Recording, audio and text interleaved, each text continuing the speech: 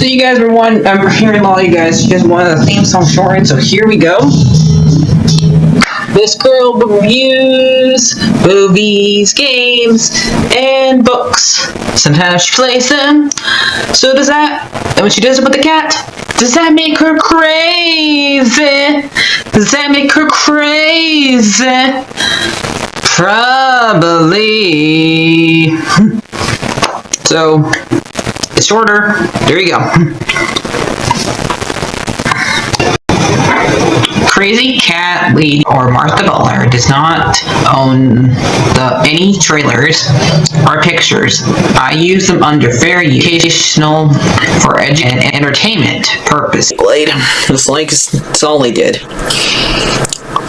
Well, those years ago. See? No, I don't want to do any more of it.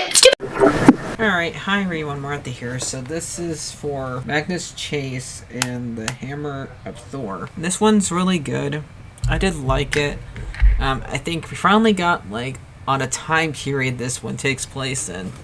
At least the second one. I don't know about the third one. Because of what happens at the very end, the book. When, both Magnus and, Annabeth just bases like they did last time. So what happens in this book is that Thor still has his hammer missing, and one of his goats goes and tells Magnus so they can go and get it back, and Magnus along with Sam helps him go look for it, and we meet Sam's sibling because she's General Fluid. She is they usually change their gender every now and then, so I'm just gonna call her Alex by their name and not ever refer to them as he or she because it's confusing and it's really hard for me to follow. It's like Alex gender changed every single day or something, like in order to keep somebody guessing. I think it's supposed to be referenced because of the fact that Loki is technically gender neutral because Loki was able to change from boy to female all the time. And Loki's definitely the bad guy in this book. So we have technically two of the Old Norse stories being referenced here. When Thor was pretending to be a girl, his wife, Sith, and one of the giants went to marry Sith and in order to get his hammer back. And also we're referencing when Loki was trapped inside the cave, which we were already referencing last book because he was still trapped in a cave having snakes venom like coming to into his one of his eyes. So yeah. So Sam has to marry one of the giants, the grandson of the giant that Thor was supposed to marry, and that's why they wanted the hammer. Was supposed to be like a gift for like the bride, cause and the sword that is like I can free Loki since he's the father of the bride, can give it to him and to one of Magnus's uncles, Amos, who's now under control of Loki, and whose family is dying in this book, and he'll do anything for Loki in order to get his family back, and he acts like a puppy during this book most of the time and not caring at all what Magnus was saying, because he's telling him Loki's not going to help you get your family back. And he still hasn't, even when he gets freed at the end of this book. So we get Alex ends up trying to marry the giant instead, or pretending to do it. All three of them get like a makeover by Sith, so they can at least look well enough for the wedding. And we also get to see Heimdall in here in this book, twice, I think. And because when they are trapped inside of Loki's cave, because the wedding gets taken there, and one of the giants makes them go bowling with them in this book, and like makes them do like a bunch of challenges where they have to like prove themselves to Loki, which is not the same Loki. I know it's confusing, but they have very similar names, and they're both giants. It's very silly making characters, two different characters in Norse mythology having two different names. So same different name, basically, and mostly it's this Utgard Loki wants to test the kids to see if he can pull off and keep and to see if they can beat Loki, because he doesn't trust Loki. So when they go down to the pretend to be married, and Alex does it because Alex is able to pretend to be both gender, since they can pick out whatever gender they're doing. That's when they can change into stuff. So when Alex is better at controlling her powers than their sister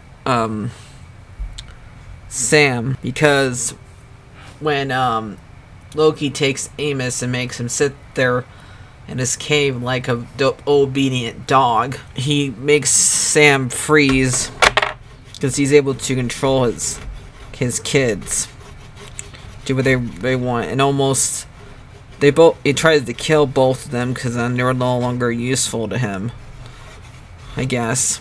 But they're both able to fight it, and so Sam has to learn to not listen to him more than because when he escapes from his trap later on, she's in charge of going looking for him as punishment for allowing him to leave. But even though it wasn't really anything that she controlled, because he was literally stopping her from stopping him from leaving his cage. And we got to see Loki's wife in this book too, that we got to see in God of War, I think, that the one that like tells that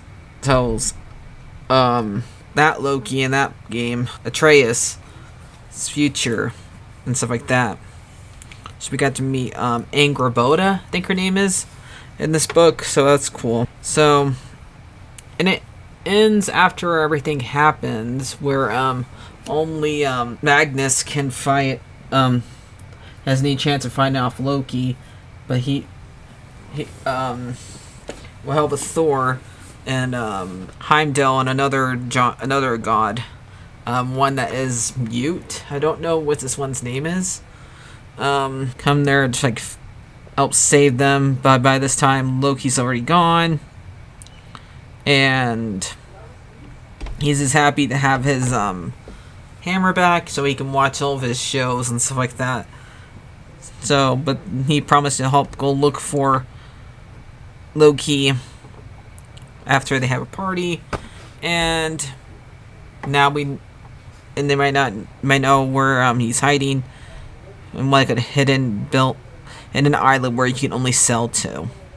And now this makes Magnus nervous, because in the last book, one of the Norse gods of the ocean got mad at him and said he's not allowed to go on the ocean ever again unless they kill him. So he goes to have help from Annabeth, and Annabeth says he sent a raven to her, because since you can't call her, and she was surprised that they were able to contact her, because what's going on at the time period of this book, which is a whole entire Apollo thing, part of the Apollo books, where all the emperors are making sure that none of the camps can talk to each other. So she was surprised that they were able to contact them.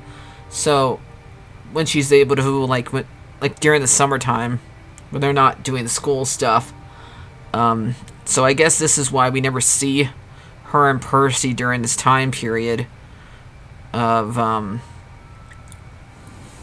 during Apollo things. Not only because they were trying to keep, they didn't want Percy didn't want to get involved in any more stuff, because otherwise Annabeth wouldn't get mad. This was why, because Percy's literally helping somebody else. Because at the very end of this book, let me read the last page to you like I always do. You said you have a problem with the sea gods, Annabeth said. Yeah, Ran, the big bag lady with the net. I guess that her husband hates me too now. Her name is Eggert.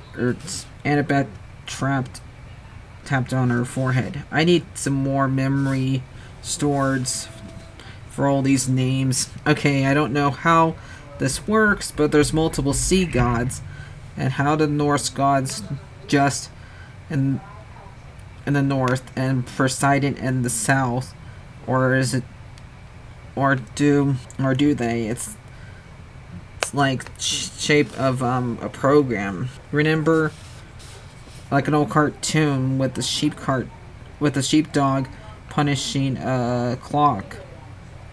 Came into the different ships, keeping of the wolves away from the flock.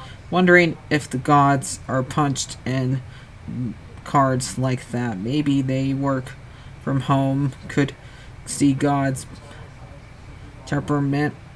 I don't know, I admitted. It's like avoiding getting all of my friends drowning in Tempsons around leaving Boston. But we got some time.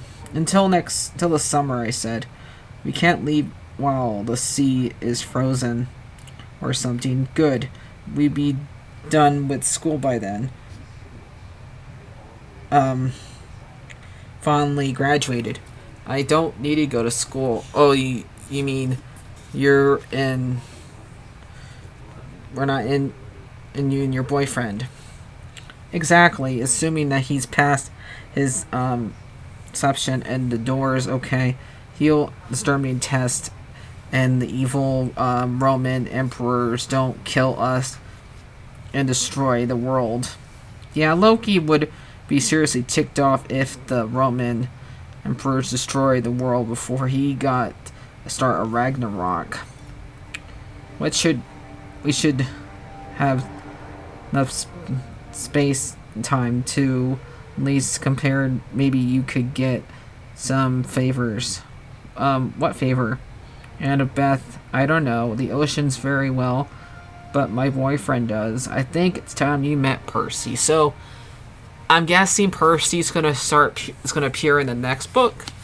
But I'm gonna read next one of these 3 books I already have here, and once I finish 2 of these books, and I'll order my next book. So I'm not gonna read the Dead Sea next. I'm gonna read either, see which ones are on YouTube. I'm gonna read Camp Half-Blood, Confrontation, or Sun and Stars, which takes place after this book, and Camp Jupiter Classified. So one of those 3 books I'll read. So that is it, guys. I'll see you guys later. I'm probably giving this one a 7 out of 10. It was really good, and so I just found this one more funny out of most of them. So I'm gonna give this one in like a 7 out of 10. So I'll see you guys later. Like, favorite, and subscribe, and bye-bye.